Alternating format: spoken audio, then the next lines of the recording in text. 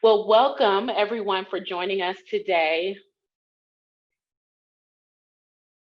We're going to spend some time in this breakout talking about how do we bridge the relationship gap to support holistic development and the role of student success coaches in supporting integrated social, emotional, and academic development. Welcome again. When COVID-19 closed our school doors and sent millions of students, teachers, and families home across the country this past spring, many of us asked how would learning continue for our most vulnerable students?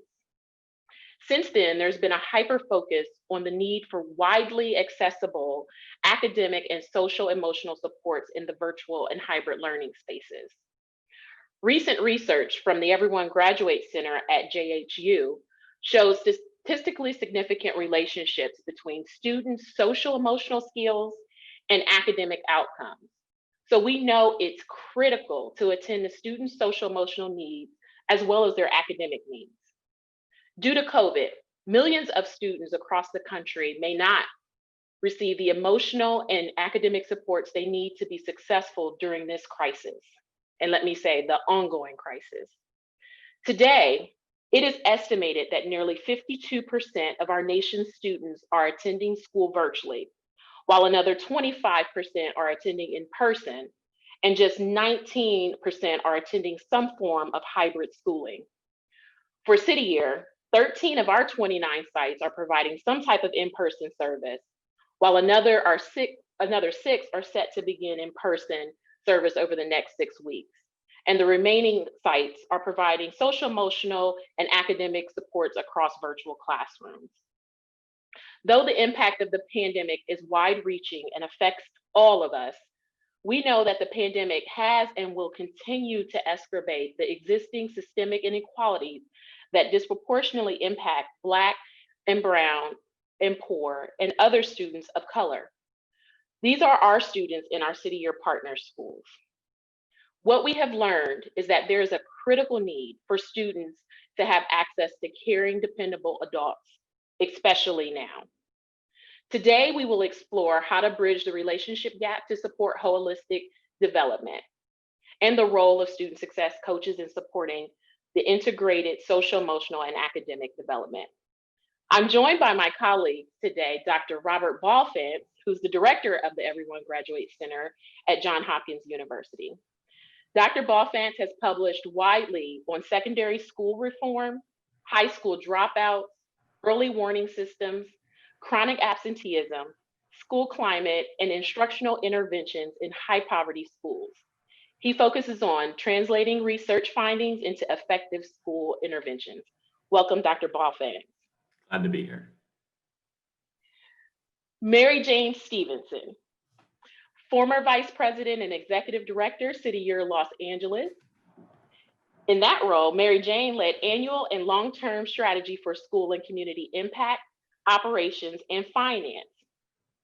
In partnership with her California-based peers, Mary Jane, who we affectionately call MJ, worked with two California legislators who authored a bill currently under consideration to expand student success coaches to cities outside City Year's direct service network in California.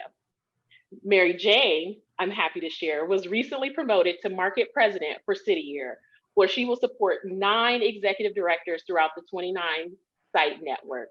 Welcome, MJ. Thank you, Tasha. Always love to be in your presence. Bobby Kessling, product management director for City Year. Bobby drives City Year's annual improvement process for foundational work, supporting professional development of AmeriCorps members and providing integrated student supports through City Year's whole school, whole child service model. Welcome, Bobby. Thanks, Tasha. Good to be here. And again, I am Tasha Fowler, Vice President and Executive Director for City Year Columbus, where I lead the long-term and annual strategy for school and community impact, operations, and finance for City Year. Under my leadership, City Year Columbus has driven practice innovation focused on social emotional development that have influenced practice across the broader City Year network, and I am excited to be here. So today, we're going to talk a little bit about what and who are student success coaches, why are student success coaches needed, And how has COVID impacted the role and need for student success coaches? And MJ will talk a little bit about how we can expand the student success coach model. We'll take questions and answers at the end, so please go ahead and drop those in the chat as we go along. We'll start with Bobby. Bobby, as someone at City Year headquarters who thinks a lot about the role and professional development of student success coaches, can you please share an overview of what and who behind the student success coaches as seen throughout the City Year lens? Sure thing, Tasha. Happy to. Hi, everybody. Thanks for joining us today. At City Year, we are committed to advancing educational equity and to preparing leaders to work across lines of difference. To achieve these goals, we bring together diverse young people. As you can see, the majority of our core are people of color. We bring them together to work full-time in systemically under-resourced schools. Our core members bring a passion for education. Almost half want to go into the education field either as teachers or in other capacities. They also, importantly, bring a powerful ability to connect with students as near-peer mentors by forming developmentally supportive relationships that provide, in turn, the foundation for the many supports they provide to schools. We believe it is vital for students to have student success coaches who look like them and with whom they can relate. We know that strong, supportive relationships make all the difference in a young person's development and in their success at school. Thanks, Bobby.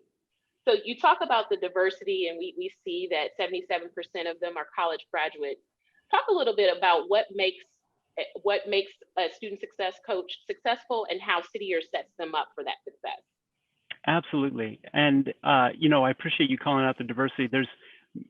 We've got a lot of different young people coming together, and it's on us to support them and get them up ready to be successful in their roles as quickly as possible. You know, before I share about City Year's approach, just wanted to share, you know, as you're listening, I'm sure folks are thinking about this concept and kind of filtering it through their own lens, you know, your own situations, how it might apply to you. And, you know, this role could take different forms. I want to speak to how it shows up at City Year and how we approach it. We have developed over time, very intentionally, a service model and a professional development program that leverages the unique assets of our core members to most effectively support the students and the schools we serve. As you can see on the slide, there are 4 key areas that we prepare student success coaches who serve at City Year to be successful in terms of supporting whole child learning. The first one, the supportive environments and relationships. All our core members are trained in asset-based youth development approaches and practices, specifically informed by the Clover model from Harvard, Harvard's Pear Institute, and the Developmental Relationship Framework from the Search Institute, among others. We really try to look at what's happening in the field and bring the best work, the most promising, effective practices into our core members' training and practice. Additionally, in addition to these frameworks and these skills, a big part of our work is to partner with the teachers and to set core members up to partner with teachers to create positive classroom environments. And then in turn at the school level, to work with administrators and other school leaders to facilitate a positive culture of learning, belonging, and engagement through a variety of whole school activities, such as, well, at least when we're in person, as Tasha mentioned, some of our schools are getting back into person settings. We do morning greetings to welcome students in and create a positive environment. We run engaging after school programs using a variety of enrichment curricula. We run whole school events to celebrate success and to build a positive climate. And now during the pandemic, with so much being remote and virtual, core members are also using social media to share encouraging messages and to continue to bring that positive environment out to students where they're at. Moving over to integrated systems of support, we support core members to integrate into the systems that exist in their schools, the partnering schools. So for example, if schools that run early warning indicator systems, you know, our core members will be set up to take part in those, either joining, whether it be joining educator teams, looking at data that we've got from student performance and informing their supports accordingly. all of our core members across the country are assigned a focus list of students who are struggling. Maybe it's academically, with attendance, potentially socially and emotionally. And that subset of students gets extra care from our core members who check in with them regularly to support skill building and problem solving and make sure they feel belonging. Moving on a little bit, engaged and individualized instruction. And this connects back to that relationship piece I mentioned earlier. We set our core members up and expect them to use the information and the knowledge they're getting from those relationships, those chats in the hall, the time they're spending with students throughout the day, bringing in all of that information about student needs and desires and hopes, dreams, challenges, bringing that into the instruction they're doing and the supports they're providing to make things relevant for individual students to tailor instruction. And that includes both at the whole school level, when we're working on keep up work, classroom assignments, et cetera. And then also when we're supporting students, I should say, in the tier 2 space with research-based intervention curricula that help students catch up on needed skills. Finally, the social emotional instruction is a key piece. Save the best for last. We really focus on preparing our core members to provide one-on-one coaching sessions, small group work, to help students build social emotional skills and key mindsets of being a learner, such as the growth mindset. And we help them to weave that into all the work we do with students, including academics. So there's that real socio-emotional and academic integration.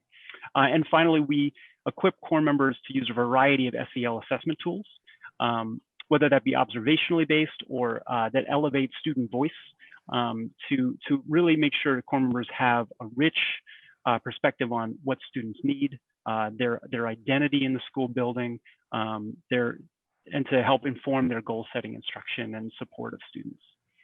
So I'll wrap this up by saying that acknowledging that we ask our student success coaches to do a lot. There's a wide range of things that they engage in on any given day and any given week. And to make sure they're successful, we have a very intensive and intentional professional development program for them. It starts in the summer, several weeks of full-time professional development and training, and it continues throughout the year. In both scaffolded in-person trainings where they get back together with us, and then also on the ground in classrooms and schools with observation and coaching where they're getting individualized supports. I'll wrap up by saying that we ask core members during their year of service to commit to going above and beyond, doing whatever it takes to help students to be successful. And in turn, as a program, we go to great lengths to support our student success coaches. So I'll stop there and pass it over to you, Tasha. Yeah, thanks, Bobby. That's a really comprehensive overview of what student success coaches are and the amount of investment City Year makes in the training and ongoing development of our core members so that they can be effective in the school space with our students. So now that we have a general understanding of the profile of a student success coach, let's explore a little bit about why they are needed. Dr. Balfans, can you help us unpack both the need and the opportunity as seen through your research? Yeah, sure. Thank you, Tasha. Well, first, the need, right, is that, one sort of sad outcome of, hundreds of years of systematic inequities is that, our most underserved students are concentrated in a subset of schools that are not designed to provide to help them respond to the level of intensity, the challenges that they face living in concentrated poverty and in environments of systematic racism. And until we change that dynamic and we change the ratio of adults to students, so the small number of adults against this large level of student challenge feel overwhelmed, and because they feel overwhelmed, they often then leave, and it's often a transient set of adults sent to support a high concentration of students with challenges. Until we change that dynamic, we're not going to get better. We're not going to address those longstanding inequities. And to do that, we need more adults interacting with students and a continual supportive relationships. And that's really been driven home by learnings in the learning sciences, which have shown that students to thrive, all students, need a web of positive developmental relationships need to feel safe and secure and belonging in the school, need integrated physical and mental health supports, need to be able to develop these mindsets we talked about, right? Sort of growth mindsets and goal setting and sort of powerful learn to learn skills, and need to be provided with rich instructional opportunities and the supports to succeed in them. And we know from research we've done that, students that get a student success coach, the more time they can spend with that success coach, the better they do. The better their academic outcomes, the better their social emotional outcomes, and the better their attendance. And what's really powerful about this in the analysis we did of the city or student success coaches is those combinations of outcomes are very intentional and are really at the root of what a success coach does. So when they are helping a student, for example, learn to succeed in their math class or their English class better, they're also weaving in social emotional development at the same time. They're helping them figure out how to set goals, how to have a growth mindset, how to manage their time. And that's really important because the research on social emotional development shows that once kids get to middle school and beyond, direct instruction doesn't work very well. In fact, it can backfire because it seems like it as an adult that's yakking at them, telling them what to do. And it's only if those skills are built in authentic situations that matter to the students, like doing well in a class, that they actually absorb them.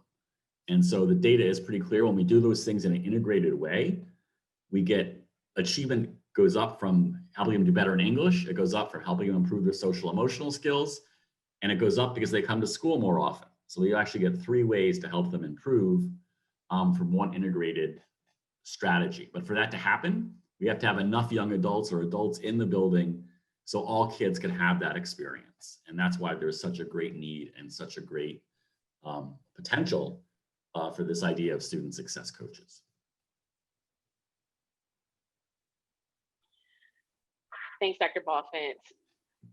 You talked a lot about, the need for everyone to have a student success coach and how it impacts and the interconnectedness between the academic and the social emotional supports that are needed in the schools. And so particularly with so many of our students now going to school virtually or in the hybrid space, we know that so many of them aren't getting those additional support. We know that the need for this additional capacity to provide student-centered personalized support is even more pronounced during COVID. It's exacerbated the inequalities and inequities that we've talked about in the beginning, and it has increased the number of students experiencing trauma and learning loss. Positive relationships, personalized learning opportunities, environment to help students re-engage with school-based learning are needed now more than ever. So I know in Columbus, we have implemented Search Institute developmental relationships, and we've been able to pivot that in the virtual context with our student success coaches.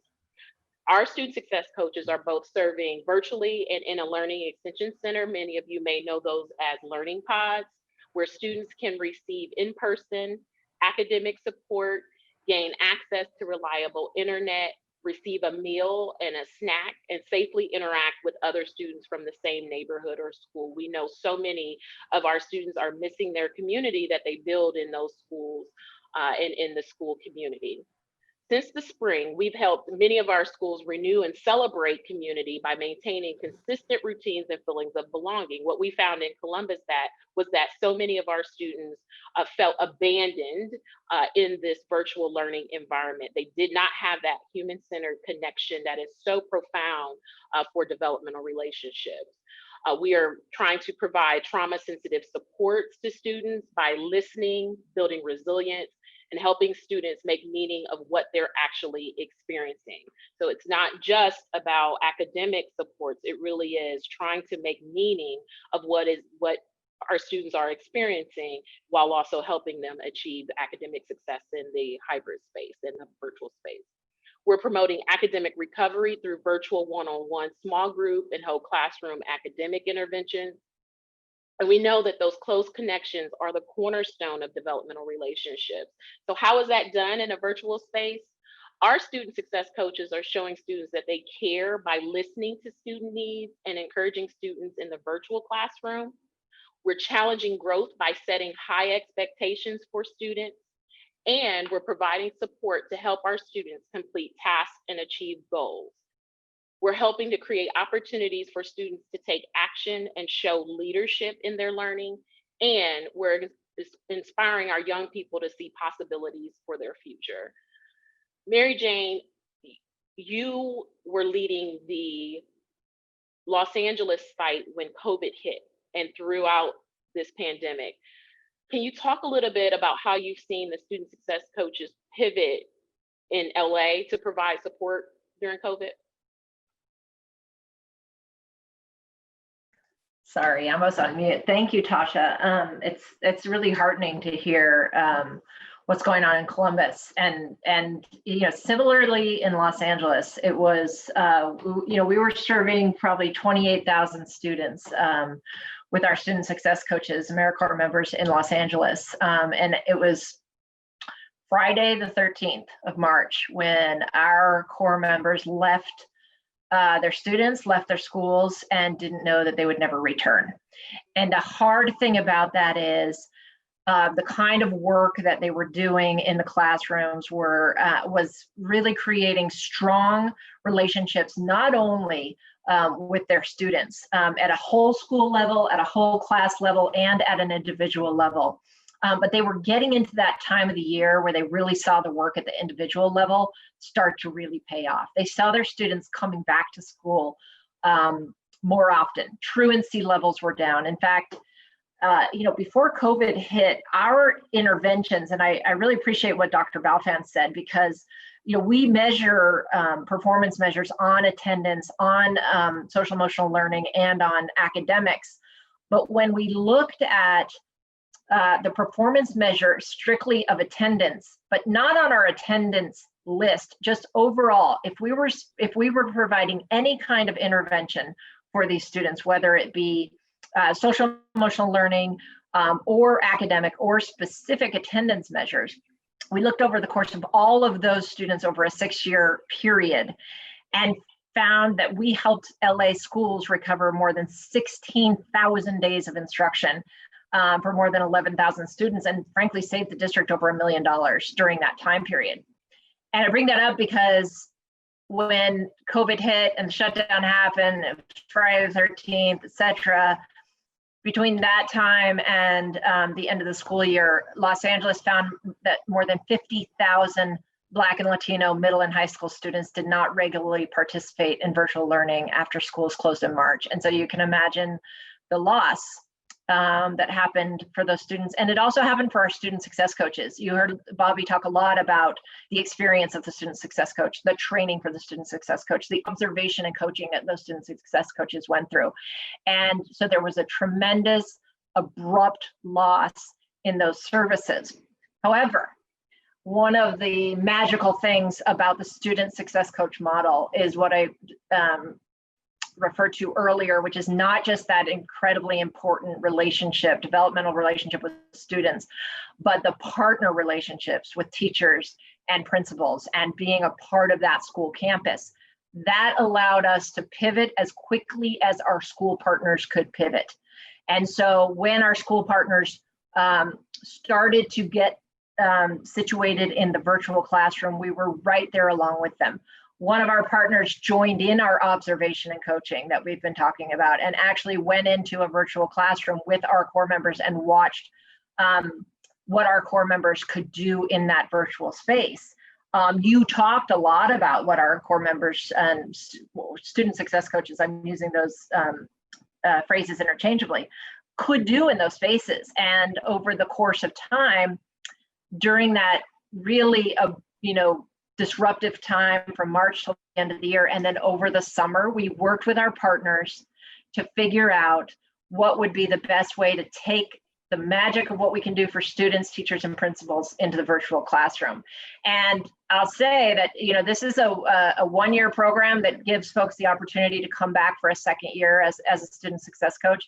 In Los Angeles, we saw 90 of our core members apply to come back for that second year because they believe deeply in those relationships and deeply in our model. Mary Jane, those statistics that you give are just inspiring and really encouraging, about the power of our young folks. And we know that our student success coaches are going to be instrumental in COVID recovery. you shared a little bit about what we have been doing in the virtual and hybrid spaces. Can you talk a little bit about what our service looks like in a normal year? Yeah, for sure. Because I do want to talk about how we were able to help with those attendance measures. Attendance really happens when kids like to come to school. And so one of the things that that our student success coaches are able to provide in that school environment that helps kids coming back to school. I mean, we have student success coaches circulating in the classrooms, right? So they're moving around the classroom from student to student, ensuring that the students are on task and getting assistance when needed. And we are training and coaching helps them to be able to determine that as they start to work with students. They provide emotional constancy for our students, maintaining that more stable emotional reality for students inside the classroom, and they can work directly with students to help them with those skills. They do something called normalizing error, where they show students that admitting mistakes when they occur and walking students through the problem solving during that time is really the way to learning, and that growth mindset is so super important. I have 2 high school students of my own, and I think the best parenting I've ever done for them has come from all the things that I have learned there. Growth praise, that's one of them, right? Just praising students' growth and progress, no matter how big or how small. There's the balance of warm and strict, balance between high support and high expectations for students. And I think you talked a little bit about that, Tasha, as well. Open-ended questioning. We feel really strongly about checking for understanding, not only for our students and not only for our core members, but we are trying to also integrate it into our professional life at City Year. Open-ended questions that check for understanding and mastery of material is super important to us as an organization.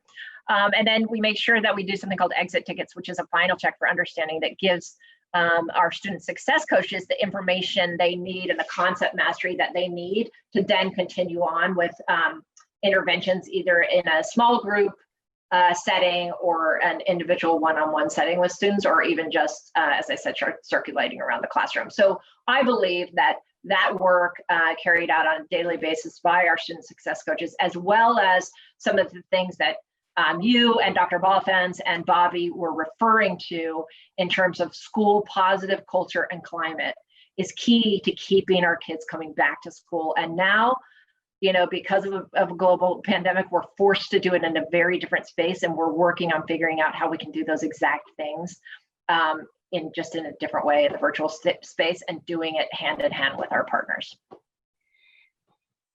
You talked at great length about the human capital that we provide, but it sounds like in this instance, technology really came to the rescue with our, in our ability to pivot to the virtual space with our partners. Can you share a little bit more about the role technology has played, specifically what you're using to measure performance, in the virtual space?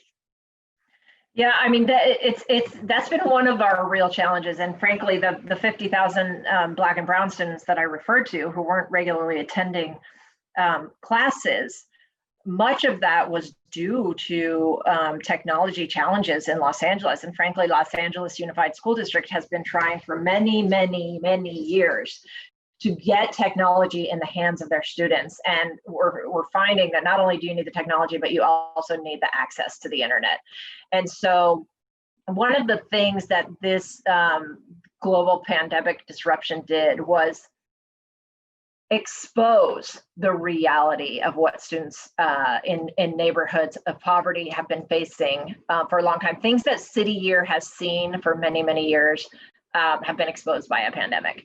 And so we're working closely with our partners, first of all, to distribute technology. Second of all, to advocate for better broadband services in our communities. And then finally, we have really strong data agreements with our districts across the country. And those data agreements allow us to have individualized data on each of our students so that we can look closely at it. Our student success coaches have direct access to that data so they can see the growth of their students, they can see what interventions they need. In Los Angeles specifically, where we were before the shutdown, using an assessment called the HMH assessment, where we could assess students twice a year and not only understand what their needs were for growth, but exactly what interventions would be helpful to them. So we're in a place where, again, the relationships are key, and we're trying to figure out what are those ways that we can measure progress. One of the best ways that we can measure progress now is to see that our students are signing in, that they're using the chat box. We're helping them, we're coaching them on how to use this technology that we're all using now. I mean, I made the big rookie mistake of not unmuting myself when you first called on me, and we're helping students through that. We're telling them, like, you have to unmute or mute, turn on your cameras. And when we see their cameras are out, we're like, we're loving seeing you, right? And really that positive reinforcement that we love you in this new environment as much as we did in the old one, and helping them get comfortable with it, and then using it more, which leads to, again, increased participation in the classroom. Yeah, those positive reinforcements are critical, and they're so key. I mean, we all need it right now. We're all struggling, even in our professional life, to stay motivated, to stay encouraged, and also encourage those who are working for us and working together. So Bobby and Dr. Balfans, is there anything else you might add specifically, Dr. Balfans, any further reflections from recent research in the COVID context?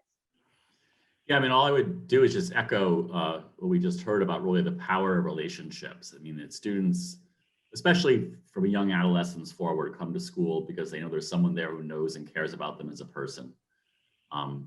Many teachers play that role, but there's often the case there's just, if you're a teacher of 150 kids, you can't quite play that role for all 150, right? So that's where the student success coaches help fill the gap.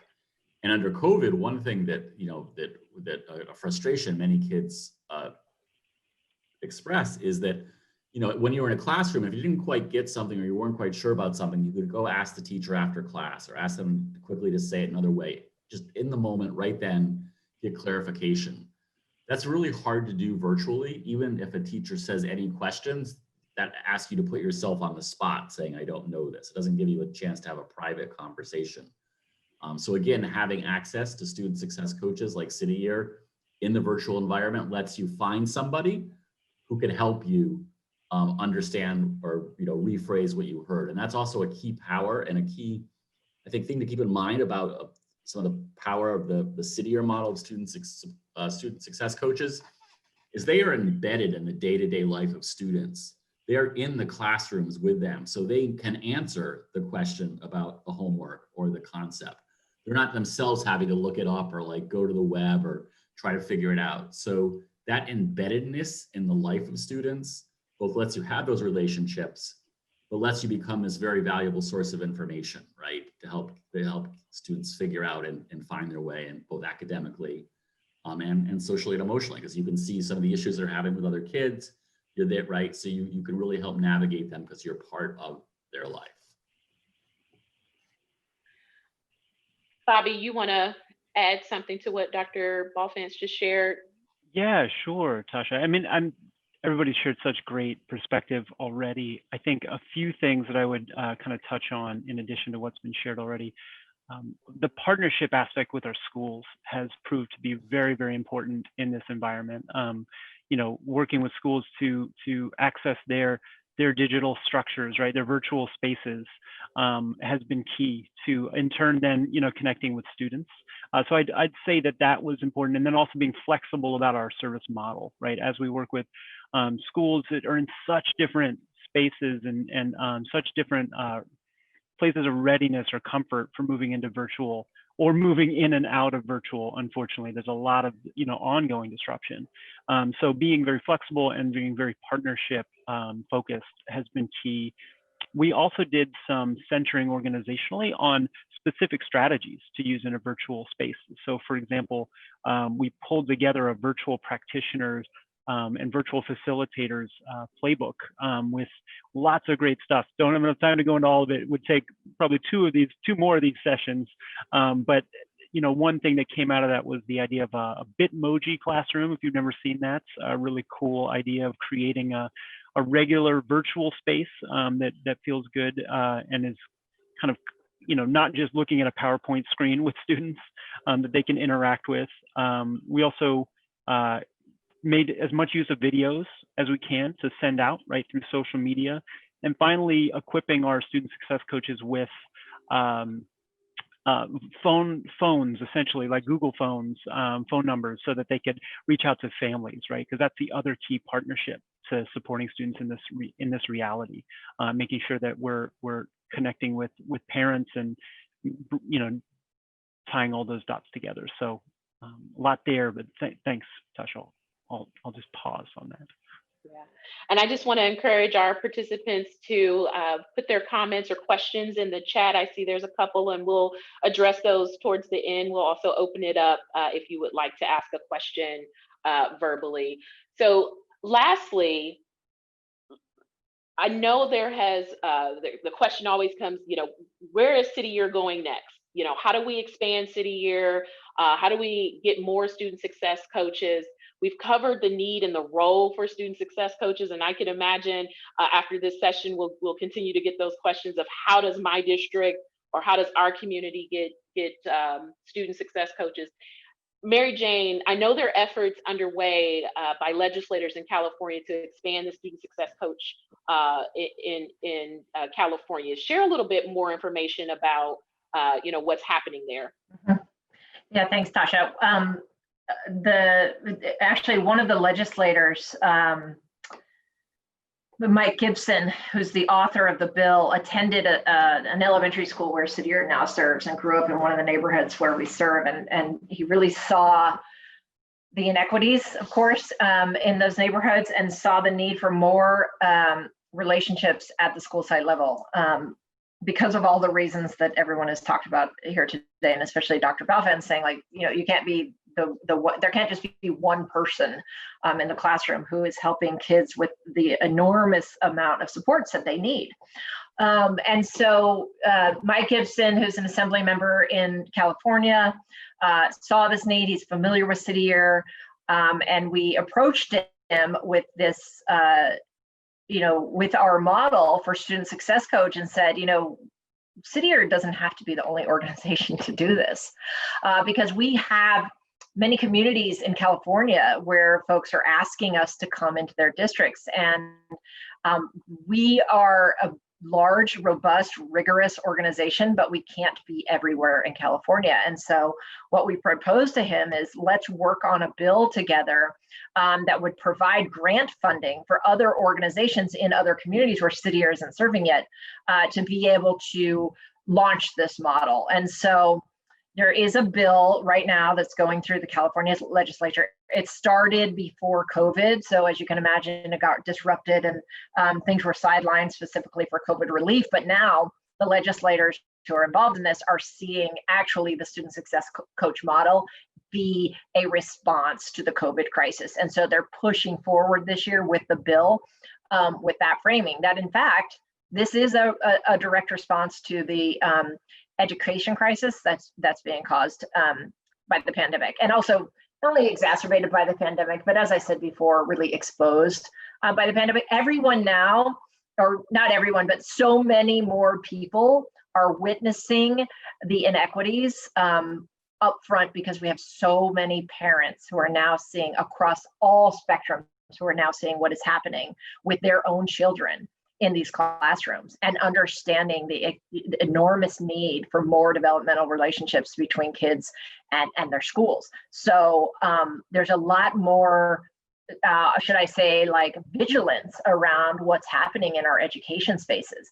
And so the Student Success Coach bill would establish a grant program to award competitive grants to local and state operated AmeriCorps programs, specifically AmeriCorps programs, to support and expand the presence of student success coaches as defined in the bill, which is basically, it's defined in the bill basically the way you've heard it framed here. That it would be AmeriCorps members who serve full-time with a team of other AmeriCorps members and collaborates with teachers to provide students with evidence-based. These are all very key elements. Academic and social and emotional supports that prepare students for post-secondary and workforce success. All of those elements, and it's a very, very short bill, but there is precision in the wording because we believe, and the legislators who we're working with agree, that the precision of the model that we've set up is what is creating the success that we're seeing. That's powerful, and Mary Jane. What it sounds like is that we heard the term throughout this pandemic, essential workers, right? That, from the CEO to the frontline workers, we have all been impacted by the closure of school. Whether you're a parent or not, someone who is struggling to figure out how to educate their students while also working from home or having to actually go into work. And so creating a sense of, we need essential workers in the education space. We need more people to invest in education. And Dr. Balfinish, you have a very interesting kind of title, or you see a different opportunity for our student success coaches. You talked about category creation. Can you expand a little bit on that? Yeah, so, there's a lot of interest as we've been living through COVID and all its challenges and all the, as we heard, inequities it's exposed to, think through ways that as we come out of this, we come out of it to a stronger place, right? And, one way to think about that is to think about student success coaches is really as a new category of educator and educational, as an educator, right? To help fill all those gaps we talked about, right? So it's not the case that you're sort of, not given enough so you can really thrive, right? And we don't want all our schools to be designed so all our kids get what they need to thrive, right? That would be a good outcome of post-COVID. And this idea of category creation is that there are many occupations now that we take as given, but until they were newly created, they didn't exist. So EMT drivers and paramedics, nurse practitioners. So the argument is student success coaches are sort of in that category. And then the final thing to think about this is that, the most privileged people in our society get coaches. You may have not seen this because it's sort of a minor thing, but when they were trying to hold the US Tennis Open in New York in August, and trying to have restrictions because of COVID, they limited the players to an entourage of two, only 2 support people per tennis player. And some refused to come because they couldn't have enough of their coaches with them. CEOs get performance coaches, right? It's a badge of honor. It's not a thing of like remediation. So we need to do just as well for our students, and especially our historically underserved students, as we do for our most privileged folks in the most advantaged positions. So hence we need a new category of educators, student success coaches. That's a real vision for the future for our students. And imagine if every student who needed one had that success coach in their life. Bobby and MJ, any final thoughts about our work, post-COVID, pre-COVID? I'd be interested to hear what is your hope post-COVID, right? We're doing a lot of talking about during COVID, but we're going to come out of this. I'm believing that, and we're believing that. And we know that our student success coaches are going to be instrumental in COVID recovery in our schools and in our community. What's your vision? You want to start, Bobby, or you want me to? Either way, such a big question. Yeah. I think I'll jump out there. I think it's a great question to think about. And this connects to some of the questions I see in the chat, the topic in the chat. One thing I see is, potentially blooming after a storm, right? Like growth after a storm.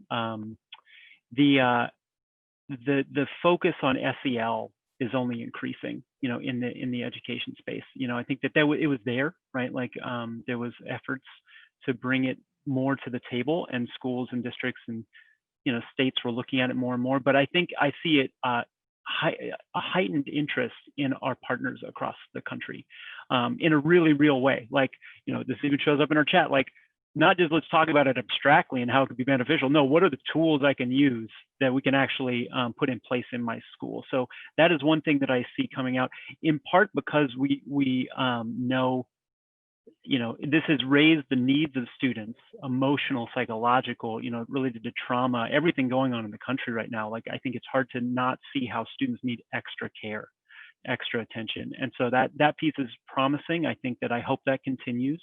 And then I guess the other piece would be, this has really woken us up to instruction, right? Like when you have to go virtual and suddenly you're like, my kid can just turn off the screen or, disappear. It makes us, it puts all educators in a space of, wow, I really have to be on point. I really have to make this engaging, which is added difficulty in a virtual space. But I think it's going to bring more oomph back into that space, I think, to make things as relevant and engaging as possible, even when we're back in person, which hopefully that is sooner rather than later. Bobby, Natasha, I'll just say that my vision is well illustrated on your slide right here, which is a welcome home. Come on back. We're back in business. Let's do this. Let's do it with smiles and gusto and joy, and let's help kids love school again. That's great. So, MJ lives in warm weather climate, but my vision, my hope for the future, and we're actually talking about this in our city, where I'm in Columbus, Ohio, and it gets pretty cold here. We're in the valley, and there are times where we have calamity days. We have to close for inclement weather, and no longer will we have calamity days. Now that we have provided students with access and technology, and we've trained our teachers up on how to use that technology, much to the students' chagrin about snow days, there will be no longer a missed school days, or thinking about students who might have behavioral challenges who are suspended, right? They're often out of school with a packet of work. Could we have it's been talk of, could our student success coaches be working with those students outside of the classroom in the virtual space so that they don't miss what's happening in the physical building? So, I hope that we don't lose this moment of time of how we've embraced technology. Technology has been with us for a very long time, and I don't believe that we have taught our students how to embrace technology for continuous learning, right?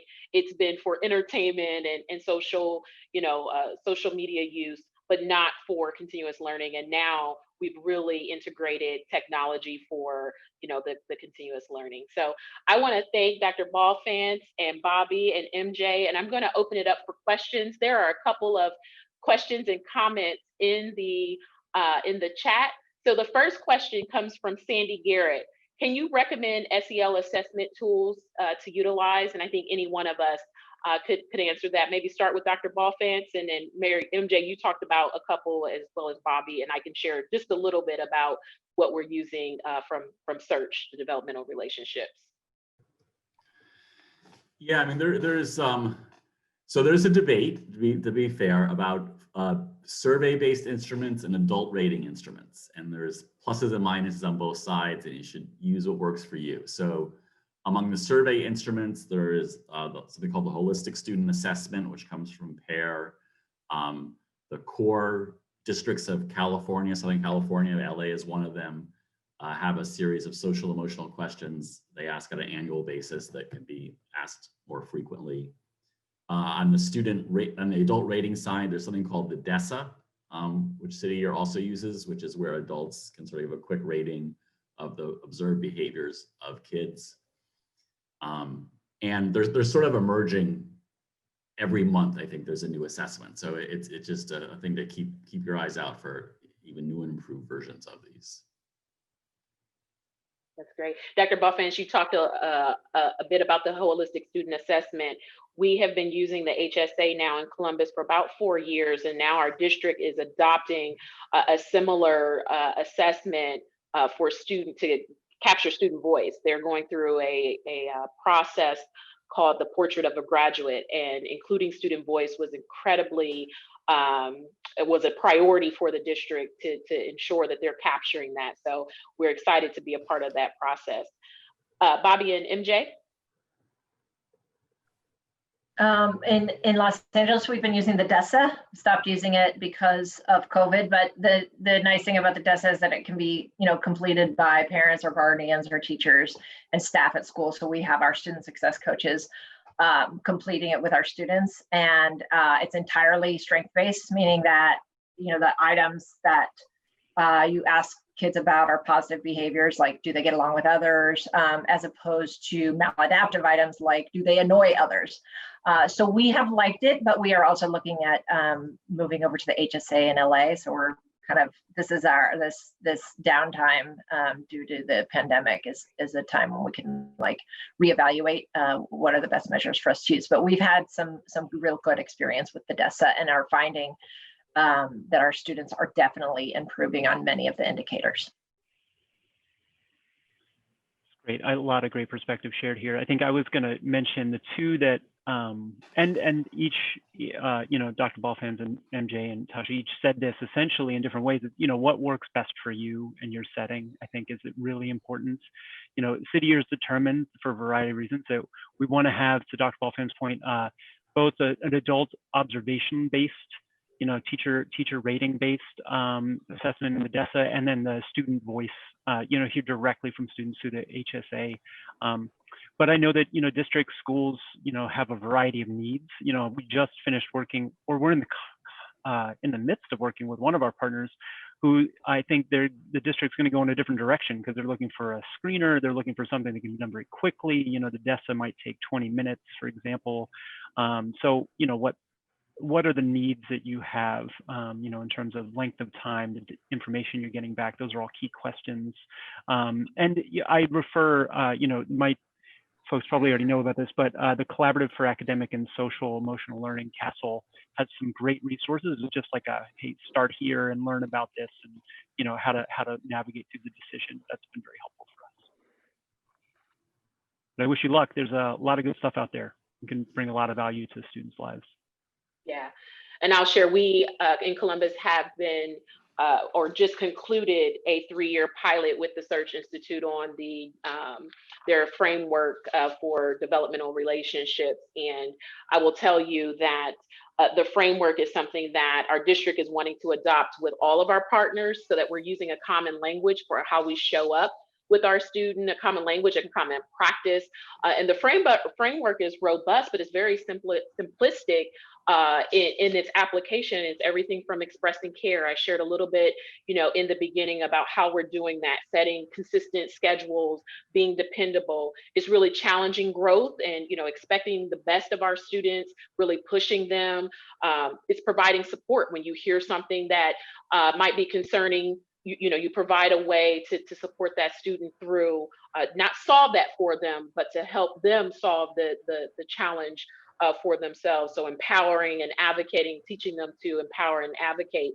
And it's also sharing power, right? Again, that HSA is going to be critically important in that student voice. They want, power, agency, and autonomy over their education and over their future. And then lastly, it's expanding possibilities. So we're working, our student success coaches are working in the schools every day to help inspire, our students to reach their fullest potential. So we're really adopting that framework, and we're excited to be a part of not only a local a pilot, but this is going to influence the concept of mentorship and building developmental relationships. And it's also something that you can practice even in the workplace, not necessarily just in the schoolhouse space, but as adults.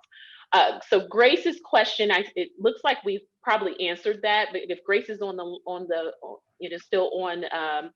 the call, if you want to ask another question, please, unmute yourself and ask another question. And she goes on and says she loved the idea of success coaches as the new category of educator. One of the things I've heard many people say about COVID is that it has revealed to a much greater degree is that educators in schools can't do all the jobs we have come to expect from them. This is one excellent example. Grace, was that you?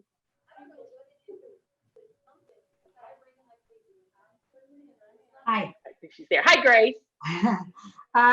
Yes, I was more making a comment, and I think you've addressed a number of the things that I talked about there. As I said, I wish I'd thought about this and heard more about what you're doing right now, because as you say, in a way, the near peer and coaching thing to me addresses exactly some of the kinds of issues. I've also done a bit of research into public and community-based learning pods, district and community-based learning pods, where this is such a great match. So my remaining question I had here, I just typed in, was one that I've had on a number of things during COVID, which is having certain kinds of models, from ones that build on student agency to ones that have these relationship-based things, have really helped certain schools during COVID.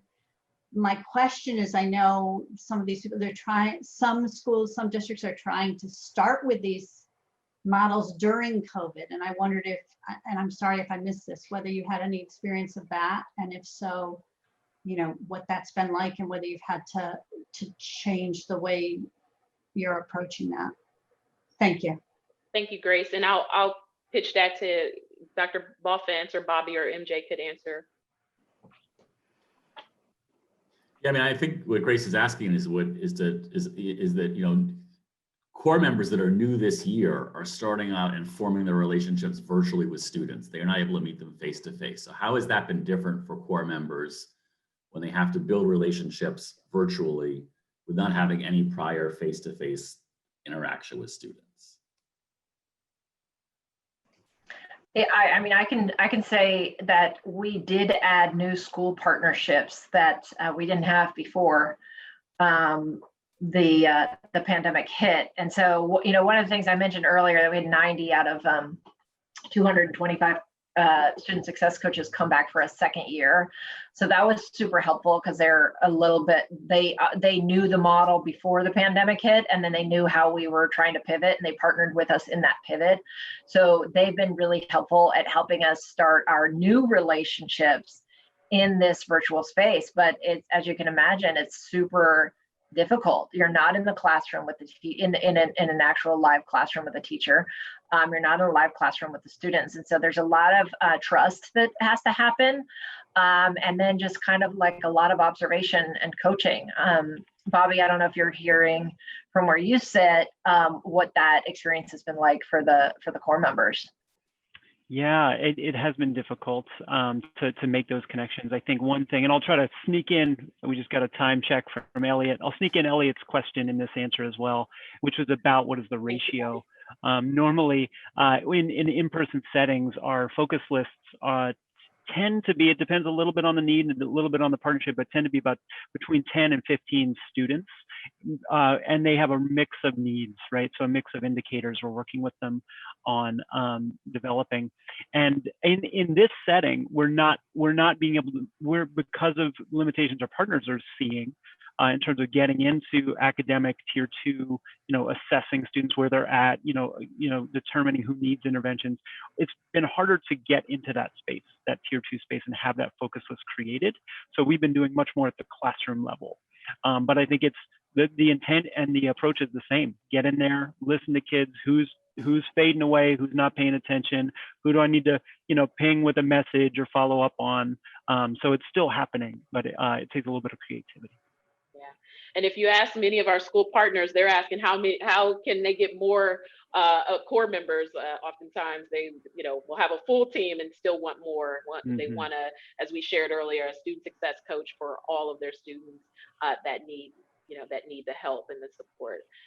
So with 1 minute left, I want to thank everyone for their participation and to draw your attention to the survey that Elliot put in the chat. If you could take just 1 minute to complete the survey before you exit. And I want to say thank you again to our panelists, Dr. Balfant, Bobby Kessling, and Mary Jane Stevenson.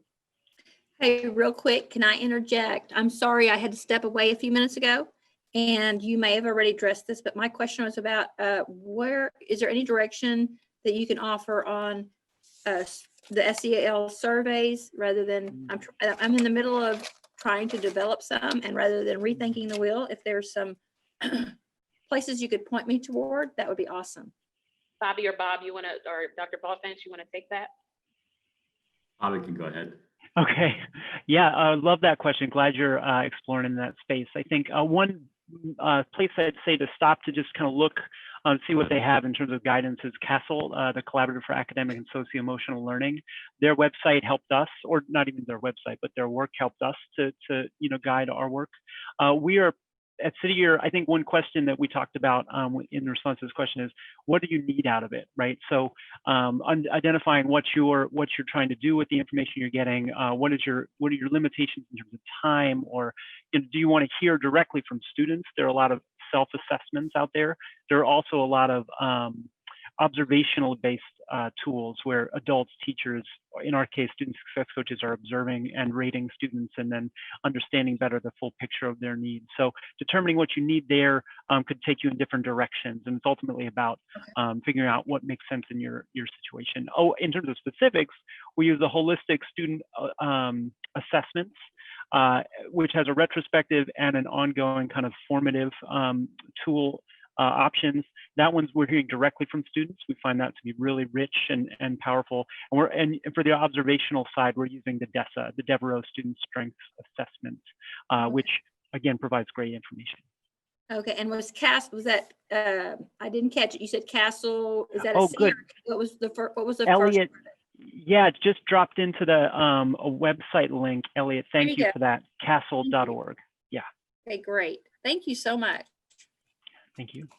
Well, thank you again. That concludes our presentation this afternoon. Great to have you. Thank you, Tasha. So much. Really appreciate Thank you all it. very much. Thank you. Take Bye, care. everyone. Nice job, Tasha.